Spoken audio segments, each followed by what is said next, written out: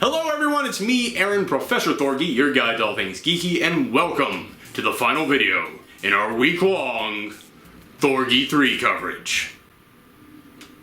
A whole week of that dumb name, and I never once got used to it. But after today, I never have to say it again because this is it, the final video in our E3 coverage, and this E3 was amazing. So let's send it on its way by talking about my top 10 favorite games from E3. Now you might hear that and wonder, well, what do you mean by that? What's your top 10? Is it your top 10 favorite trailers? The top 10 games you're most looking forward to? The top 10 games with the best looking gameplay? The top 10 favorite moments from the conference? In all honesty, it's a little bit of a combination of all those things because these are just the games that got me the most excited. They're the games that I looked at and went, oh my god, I love video games so much. These are the games that just made me go, I cannot wait to play them or see another trailer or get any bit of information that I can about this. These are just the games that, as I said, got me the most excited. So let's go ahead and kick it off. But like with any of my top 10s, I always do a few runner-ups. So the first two runner-ups are ReCore and Horizon Zero Dawn. I'm indeed very much looking forward to both these games. However, they're not on the list simply because I saw them at last year's E3. In fact, both of those were on my list of favorite games from last year's E3, so I'm not putting them again on this list. Also, two more runner-ups, Pokemon Sun and Moon and Persona 5, because no duh. If you guys have watched my channel for even a week, you have heard me at some point in time talk about how much I love Pokemon and Persona, so of course I'm looking forward to both these games.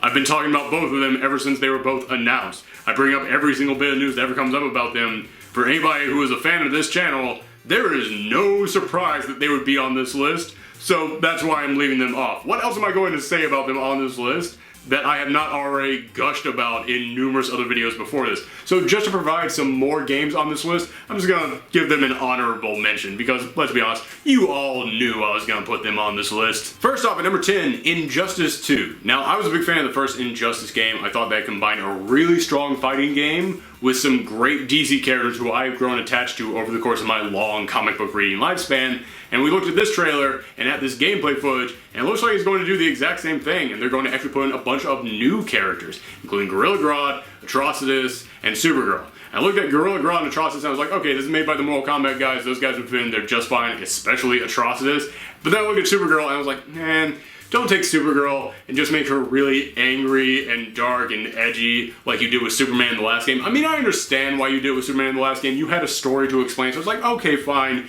don't do that with Supergirl. And then I saw some actual gameplay of it, and I saw this. You gonna spit up on me, Atrocitus? Irritating thing. You know who else does that? Babies. Oh, that's right. She's not dark, gritty Supergirl. She's sassy Supergirl. In fact, even Atrocitus is gonna feel that burn. I got like 9 more of those. She doesn't even need heat vision for that burn. I couldn't decide which was better. So yeah, I looked at that and I was like, oh my god, Supergirl is actually kind of like Supergirl in this. That's cool. And then you look at the interactions that these characters have with each other, and it looked like every single character will have a unique interaction with someone else. I love that about the previous game. So if they can extend that, then that'll be great. And honestly, I like this new armor system. I had a big problem with the design of the characters in the previous game because everybody was just covered in sharp metal armor. And I was like, that doesn't even make sense for you guys. How the heck does the Flash run with all that armor on? It doesn't work. But then if you're going to turn that armor into a gameplay mechanic to enhance their powers, it's like, okay, well now there's an actual explanation for it. And now you get to actually customize it and make you look however you want to. And the fact that you actually get loot from pretty much every battle, like every single battle that you're in, whether you win or lose, you end up getting loot that you can use to customize your character. I love character customization. So far this game has shown me everything that I could possibly want out of an Injustice game, including stuff that I didn't even know that I wanted until they showed it to me. Number 9, this one will be a surprise to you. Steep. Yeah, I'll be totally honest with you. I do not care about snowboarding games. I do not care about skiing games. I don't care about mountain climbing games. It looks like this is going to be a combination of all those. I honestly did not care when they announced this. Like, oh, that's what you're going out on? Alright, fine, whatever. But then as we actually got to see some of the gameplay, I was like, oh, this is gorgeous looking. The graphics in this game are stunning. I mean, not stunning enough to make me play it, but, you know, stunning enough to make me watch some Let's Plays of it.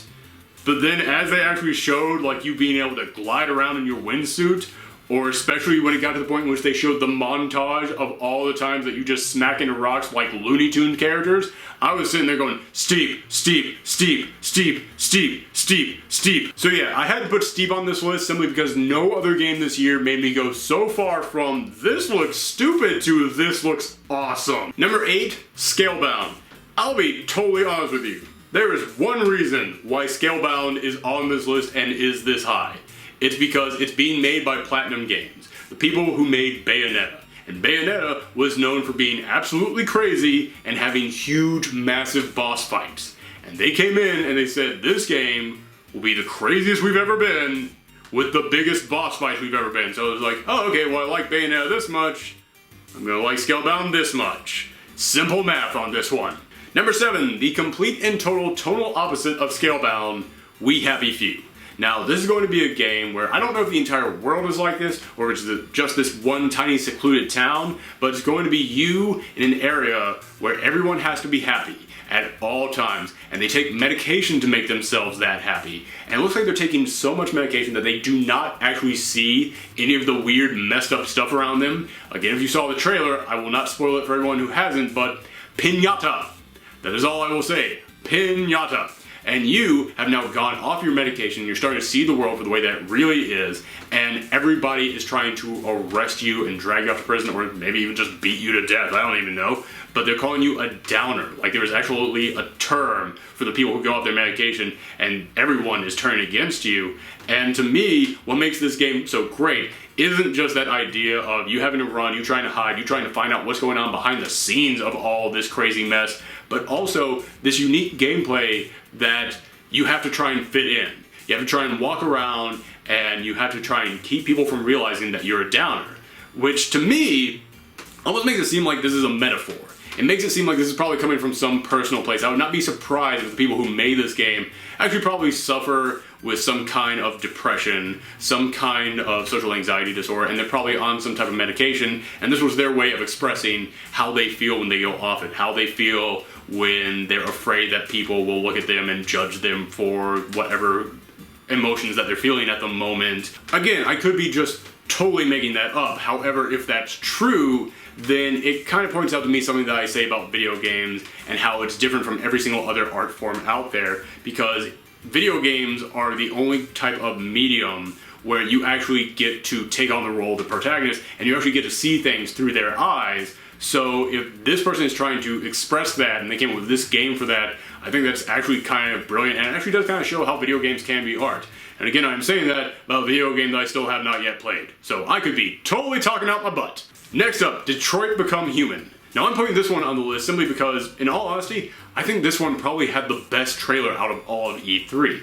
Don't get me wrong, there were some trailers that showed off gameplay that was far more impressive than this. However, I'm talking about just a trailer, just something that they cut and pasted together to try and give you a feeling for this game. This is the one that got me the most intrigued. As I said when I talked about in my Sony coverage, if this was a trailer for a movie, I would already be buying my ticket now. This is being made by the Heavy Rain guys, and I'll be totally honest with you, Heavy Rain was just kind of, whatever. It's like, kudos to you guys on trying something new, but I was looking at this one, and at all the different ways that the story can go, and that it can branch off and split, which is something that I've been wanting to see in far more video games, and it actually made me go, oh, this looks like it actually could be what they were trying to accomplish with Heavy Rain. And it looks like you could be crafting a far more detailed story with this game. So if they can do that and have the same tone as this trailer, this could be the game that finally turns me around on this studio. At number 5, Batman Arkham VR. I know nothing about this game except for one thing. It's a virtual reality game where you get to become Batman. And that is all I need to know. Because who doesn't want to be Batman? And not just Batman, the Kevin Conroy Batman. Quite possibly the best Batman. And listen, as I said, I don't know what this game is actually going to be. I hope it's going to be just like any of the other Arkham games, and you get to actually glide around Gotham. Like, think about any of those gliding scenes from Arkham Knight or Arkham City, and then imagine that in VR. That would be absolutely amazing. But even if it's not that, even if it's just 5 hours of you going around solving the Riddler's puzzles, basically the Batman version of Keep Talking and No One Explodes, I'm still fine with that. You know why? Because it's a VR game where you become Batman. The moment in which Kevin Conroy's voice comes out of my mouth, and I actually at the end of the game get to see my own fist punching the Riddler in the face, I'll be fine with that. Why? Because you get to become Batman. That's all I need to know about this game. Speaking of games that we know nothing about, at number 4, Death Stranding. Now the only thing we know about this game, the only thing that we could learn from its incredibly cryptic trailer, is that it's being made by Hideo Kojima and it's going to star Norman Reedus. The same team that was going to be making the next Silent Hills. The only person from that trilogy that is not coming back is Guillermo del Toro, and I'm honestly kind of shocked that they didn't even go to him and go, dude, just give us $1. Just give us $1 and then we can put your name on here as like an assistant producer, just so that we can rub it in Konami's face even more. And honestly, that's the main reason it's on this list, is because everybody was looking forward to that Silent Hills game. The PT demo that they made to promote it was so damn good. It got everybody so excited for that game, and then Konami just came in and went, shut it down, shut it all down, we're just gonna be making pachinko machines from here on out because screw you, we're Konami, we got money, we don't care anymore. Yeah, man, that is going to be one of the biggest burns and longest lasting burns in the history of video games. Just the way that they shut down that thing that we were all looking forward to. You can't even go on eBay and buy PlayStations that have the PT demo download onto it anymore. That is how much Konami has shut this down. But this, it's Hideo Kojima coming back, and the moment that we saw that Norman Reedus would be in this game, and the moment that Hideo Kojima said, I made this for you, we all realized, oh my god, he's making that PT game again. It's not going to be Silent Hills, obviously not. In fact, I didn't even get really a horror vibe from this, despite the fact that there were tons of dead things everywhere.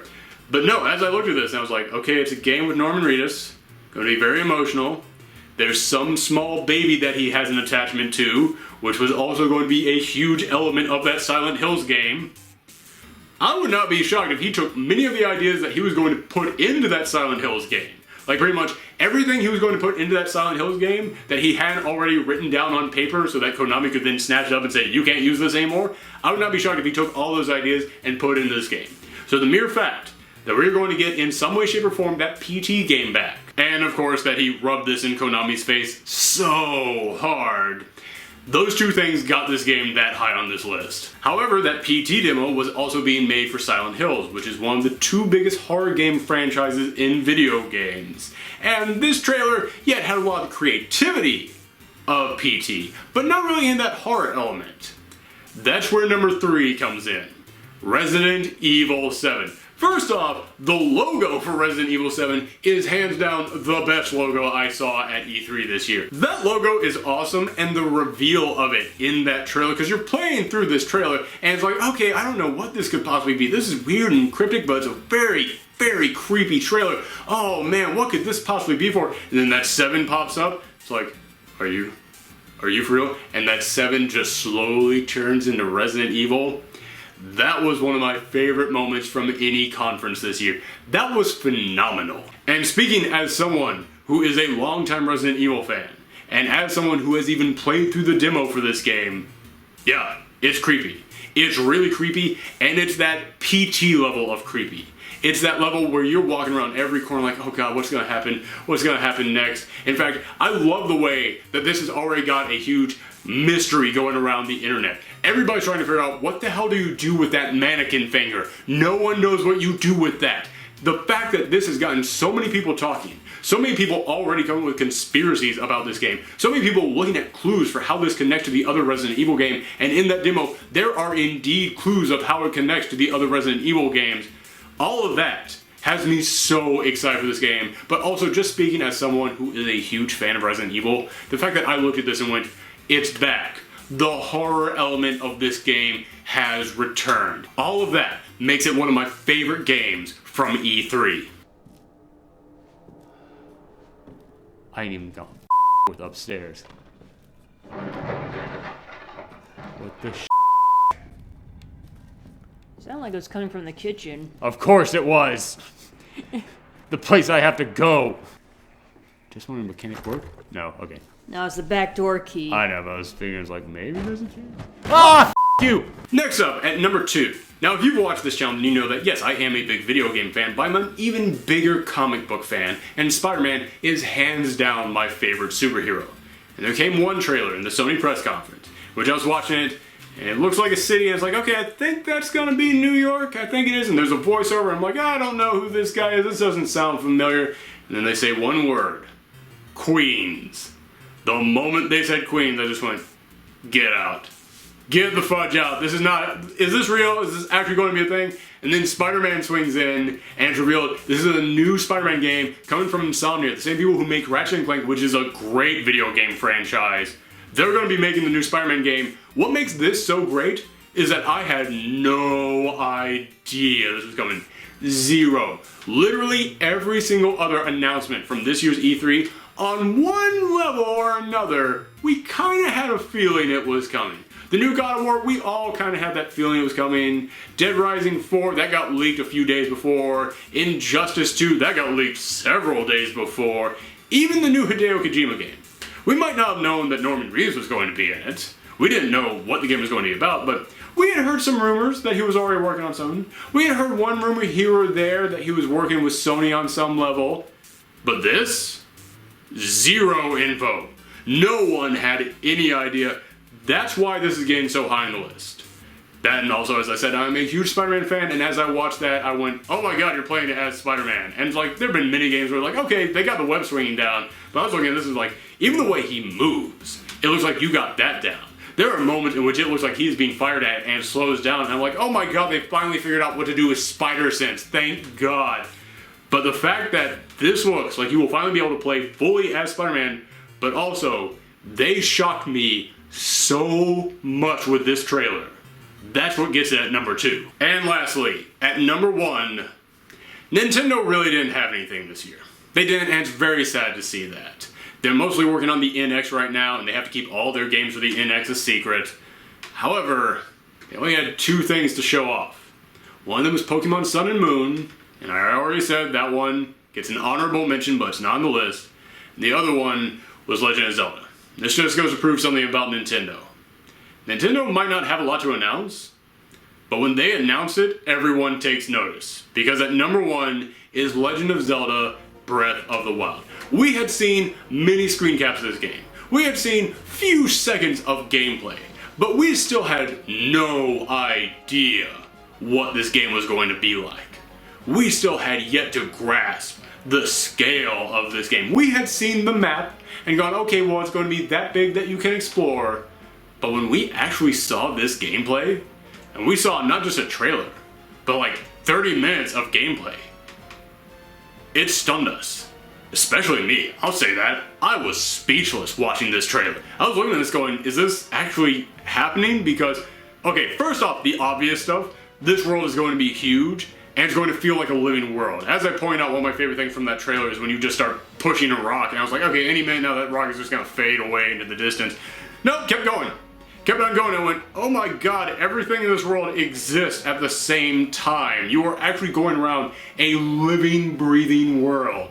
And just the tone of this feels so different. Yes, we all love Legend of Zelda, I know I do, but it's getting to that point which is like, yeah, it's time that you finally did something different with it. I'm kind of getting tired of taking 2 hours to get instructions on how to play the game, and then you go out there and it's just kind of similar quest over and over again. Okay, this time you can turn into a dog, that's kind of cool, but you know, it still all feels kind of the same. This one, no 2 hours of instructions, it's wake up Link, which first off, voiceover acting, that's new. I was not expecting to see that. The moment in which I heard someone going, wake up Link, I went, I'm sorry, I think you meant, and then just text appears below you because no one in a Zelda game talks. This is a big step up. This shows that Nintendo is willing to try some different stuff. But the fact that after they say wake up, you then wake up and you go out into the world and that's it, you're playing the game. That's it. No introduction, no nothing. It is, it's dangerous to go alone, take this. It's like the old Legend of Zelda games. It is, get out there, start playing this thing. But as I mentioned, one of the things that was great about the Resident Evil 7 experience was that we all started formulating theories. We started going, oh my gosh, what's happening with this world? no game did that more than this Legend of Zelda game. Because as you watch this and you go out there, there's no instructions. There's no one really to talk to. There's no one to tell you what's going on. You wake up in some resurrection machine, which instantly made me go, okay, are you a previous Link? Are you a Link that we've met before? And then you go out there and everything's destroyed. There's no humans around. You don't know what's going on. This entire gameplay just had me questioning what was happening. And that's great. It didn't make me go, what the heck is even happening in this game? It made me go, what the heck is even happening in this game? And I need to find out. This game got me the most excited because it's the one that I want to dive into the most. It's the one that I want to experience the most. It's the one that made me go, I want to get to the bottom of this. I want to know why Hyrule is destroyed. I want to know how many years in the future this is. I want to know which Link this is. I want to know who that was talking to you. Was that Zelda? Is Zelda even real? Is Zelda the AI system in this machine? Why are there machines in Hyrule? How far in the future is this? And this world looks stunning. It looks like a painting come to life. All of that combined makes this my most anticipated and favorite game from this year's E3. But that's just me. Let me know in the comments down below what your favorite videos from this year's E3 were. And if you missed any of my E3 videos, now I'll put a link to the playlist with all of them in it at the end of this video. And if you want to see more stuff from me from the world of geekery, whether it has to do with video games, comic books, or movies, then click on that subscribe button at the end of this. And you can follow me on Twitter and Tumblr at Professor ThorgE for even more. So thank you guys very much. Make sure that you come back next time. Good night.